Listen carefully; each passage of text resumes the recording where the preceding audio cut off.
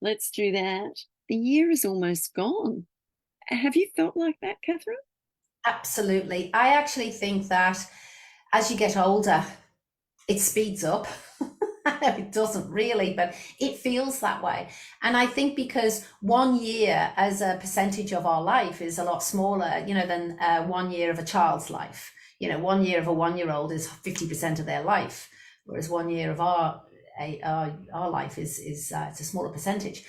But also, it's like when you're busy trying to achieve things, you can get so wrapped up in your work and you're doing, and you look up and all of a sudden someone says, it's like 39 days till Christmas. It's something like that now, 39 days till Christmas. Don't, don't say that. No, but I, it's close.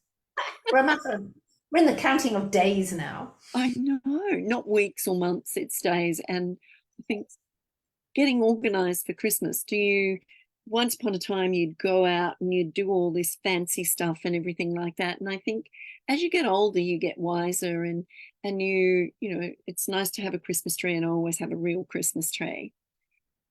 But you don't need to do all the fancy stuff. It's all about family and getting together with your family and your friends and having a nice time and having a chat over a meal and some wine or whatever it is.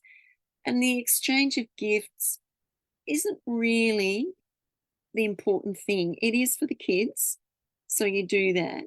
But apart from that, I think it's just being around friends and family that's important around Christmas time, because there are a lot of people that don't have anyone, which is really sad. Yeah, I always invite a few people I know that are, the orphans. They don't have the family to hang out with on Christmas Day. So we have a couple of regulars that join us. But on the presents front, yeah, we're not big on the presents for children, yes, but we tend to do the Secret Santa now. I say it's like $20, bring a gift, and I always say aim to have the best gift that everyone wants. And then we have the sack, and one of the kids gets to be Santa. I've got a little Santa outfit, and so it's just really the adults that do this. It's the adults, and it's that game where all the presents they're emptied out into the middle of the table, and then their names are drawn out, and the kid that's being Santa will say, call out Kathryn. So Kathryn goes first, and I get to choose a present. But then the next person could steal my present, off me. And Oh, so, yeah, they can steal the present off me. And it might be something I really went, oh, I like this. And someone else goes, Faye says, oh, you know what? I'm not going to pick a gift. I'm going to take Kathryn's gift. Steal so it. do And you, then I get a chance to pick another gift. And so the game goes on. So it's an interesting, fun way of doing presents, and a cheap way for everybody, and a less expensive way for people to enjoy the gift giving and make it a game as well. We usually do it after lunch in the yeah. afternoon. And we don't have to spend a lot of money. I think people go out and they put themselves into debt to have the best presents and do all this sort of stuff. And I think it's not worth it these days. It is absolutely not worth it. It's just being together with friends and family and having a good time and enjoying the day. Yeah. And what do you do, Faye? Do you do the Australian seafood, or do you do the traditional turkey and ham? What do you do? Well, we've sort of swayed from the tradition of the roast and all that sort of thing. We go seafood sometimes, and my family, my children and I, we have breakfast. Breakfast together, and presents are opened and things like that, because there's little kids, and so that's nice. And then because they've got respective families, they might go off to their respective families, and then we might come back in the evening doing things. So it just depends on what it is. And I think I remember the first Christmas I spent on my own, and I just got myself all this seafood and I put it on a platter, and I had my bubbles and I sat there. It was the most relaxed Christmas I've ever had. It was wonderful, Yeah. you know. But I don't think we go out to create so much work, because there's so much work to do Yeah. if you want to make it a real Christmas. But I think now I have more an appreciation of being with family than than anything else. I don't care. Yeah. Oh, I think that is important. And also I think a lot of the time spent like doing Christmas cards in the old days. I mean, I don't know about you. I haven't sent a Christmas card for years. In fact, I don't get very many. I might get two. I haven't sent Christmas cards in years, and I used to spend hours sending Christmas cards. It was ridiculous. Licking the envelopes, licking the stamp, and oh yeah. And what happens to the Christmas? Actually, any Christmas card I do get, I recycle them by, I cut them up, like I cut the pictures out and I make them into gift tags so that when we're doing, like, especially when my son was younger, I would use those gift tags and put them on his presents, and we use them on the Secret Santa gifts as well. So I do recycle them as gift tags, but I don't miss the whole Christmas card thing. I do still have a tree, but we do have the tree and the train around it. I like that because we do have our family over here for Christmas, or we have friends. We might even have a friends' Christmas gathering. But our tree isn't real. You said you had a real Christmas tree. Always have a real Christmas tree. Yeah, Queensland isn't really conducive to real Christmas trees. Yeah. It's too, it's too hot, and they just, yeah. We did in England, not in. I have a fake one, but it's a real look. Like, looks very real. And they do these days. I mean, it's quite amazing how Christmas trees, and you walk past the stores and you see a Christmas tree, and they're all in the stores now, and you walk past and, oh wow, that looks good, and all the different types of decorations and things that you can get. It's amazing. And I had some friends around yesterday, and we walked up the street, and you look at some of the Christmas things that you hang on trees. Some of them are traditional, but then it goes right out into something completely different. There were little bottles of champagne with a little thing that you hang on, or there was the bottle sitting in a cooler, that sort of stuff, and just so many different things. Everyone's so creative. I think it's fun. But yeah, I've seen those gin. Have you seen the gin baubles? You can actually get baubles, and they're filled with gin. Is it You hang really? them on the tree, and then you can, at the end, you could drink the gin out of it. I don't think it'd last. I'd just hang it Expensive empty. way. They wouldn't last. I'd have a bare tree. But also, I think it would be an expensive way to buy gin. Absolutely. Unless you can refill these things every year, that might be all right. You could probably Yeah, do whatever they that are. sort of thing. But yeah, no, there's just so many different things.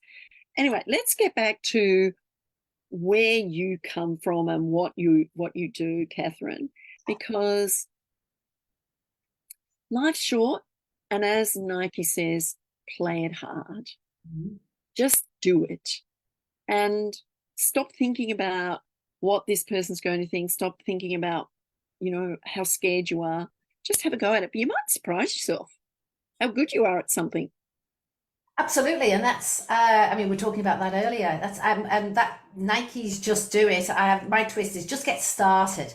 Just get started on if you've got a goal, a dream, something. Then just get started doing one small thing, and then what you actually find that once I get started on something, I get into it more, and then I end up spending more time. It's a bit like that Tiny Habits. Have you read that book by James Clear? It's about tiny habits, or atomic habits. Atomic habits, yeah. Atomic habits, and he says about just doing. If you want to build muscles, just start by doing one push-up.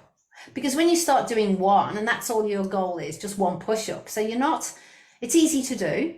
But once you start doing that one push-up, well, you've achieved your goal. But, it's up to you then well, I can do, 5 more, 10 more. And I find that works. It's like going to the gym. I never want to go to the gym, but once I get there, I don't want to leave. I've usually got like a podcast. I'm listening to some training that I've paid, my coach's training. I'm listening and I'm working out. I'm usually having fun. And then the alarm goes off. It's like, time's up. And I usually don't want to leave.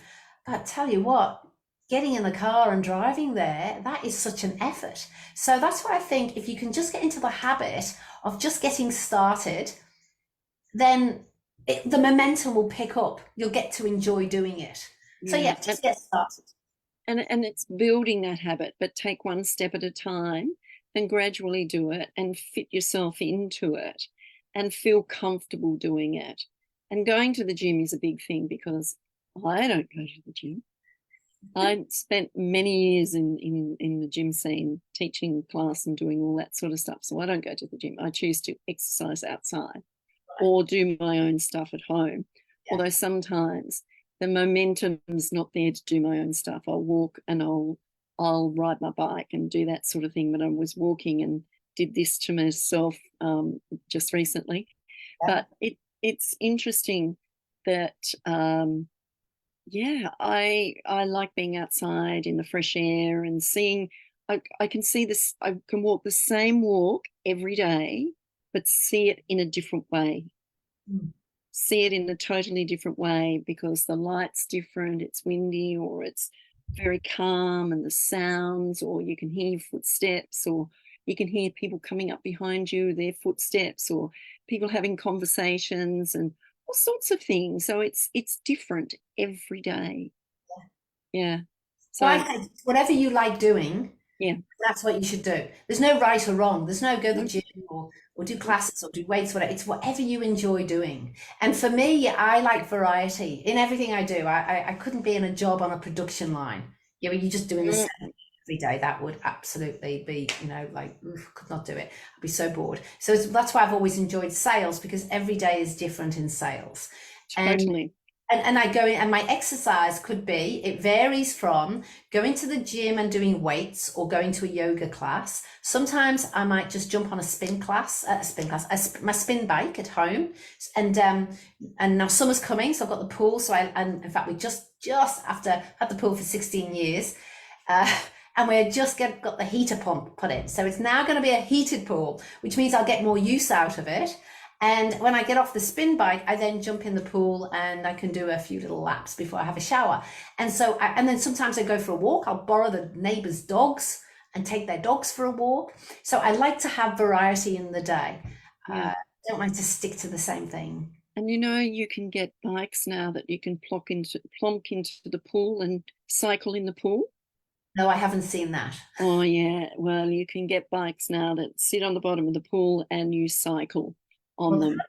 that'd Yeah. be good, because that Yeah. would be cool as well. Yeah, because you've got there's no, there's the friction of the water, which is really good. And I know a few people haven't had a go at it yet. I'll do that when the summer really comes, when it's warm. Yeah. And yeah, and they love it. There are a lot of people that are doing it now. It's becoming more popular. But Yeah.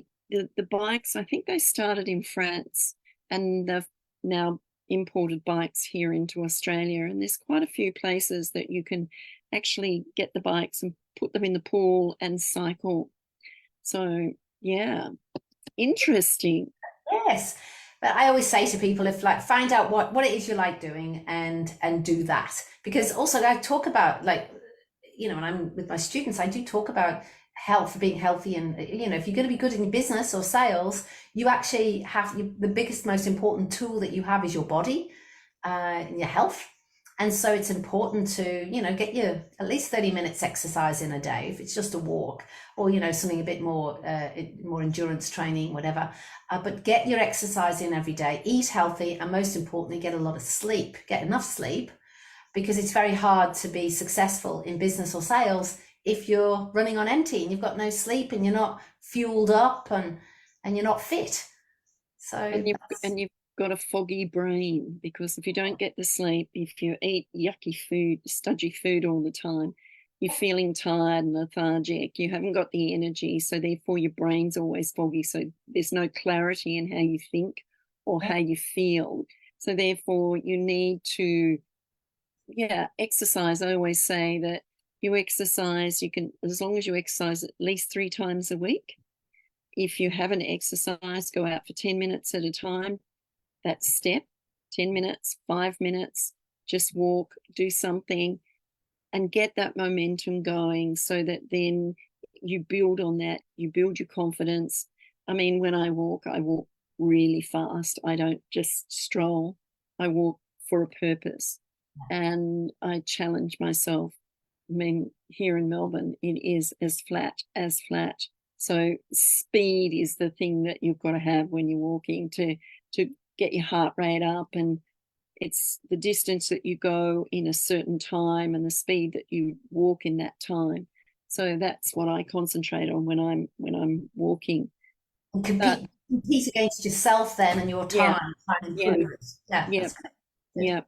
So that's what I do. But I could go and spend time in the gym, but I've tried it, but I don't really like it at all. So not these days. I think a lot of I was speaking to business owners, and especially you're working on your own or just two of you in a business. It's it's a lot of work, and one of the problems that people say is, oh, I don't have time. I don't have time to exercise. I don't have time to listen to the training and everything. I'm falling behind. And I always say it's like we've all got the same amount of hours in the day. It's just about how you prioritize what's important to you, and it's about prioritizing any learning that you need to do, but also the exercise. But you can combine. I know some people say don't do more than one thing at a time, but I think you can exercise and listen to a podcast at the same time. There's two things. And people say, I haven't got time, just get up half an hour earlier. That's not too hard. I often listen to either a book or a podcast when I'm walking, and sometimes I'll mix it up with a bit of music. And there's a bit of music that comes on, and I'm walking, and I'm thinking, oh, I just want to break out into a dance now. I don't, because people will think I'm really crazy. You have variety about what you listen to as well. So podcasts, books, and then sometimes would you just not I sometimes, when I need to really calm my mind down, really in a meditative walk, is I don't listen to anything. I don't listen to dogs because they're distracting, the neighbors' dogs, but I will walk and be observant of the wind in the trees and listening at the birds and looking at the books, just being, and that helps sort of calm a brain that's been going like this all day. Yeah, and that's meditation, and I do that as well, walk and meditate, because you observe what's around you and enjoy the beauty. Now we've got to go.